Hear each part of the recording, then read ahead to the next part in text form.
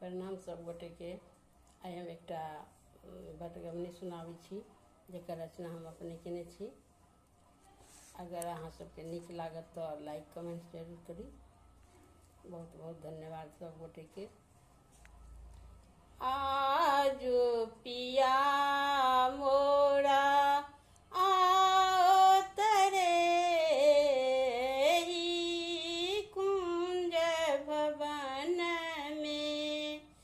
आज पिया मोरा आओ तरे ही कुंज भवन में। साजी श्रृंगार सखी सब कैलनी। साजी श्रृंगार सखी सब कैलनी। रही रही मन मोरा बिहुसै रे कुंज भवन में।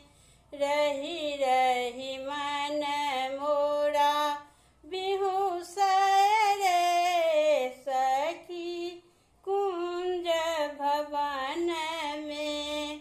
आजू पिया मोरा आओ तरे कुंज भवन में। मन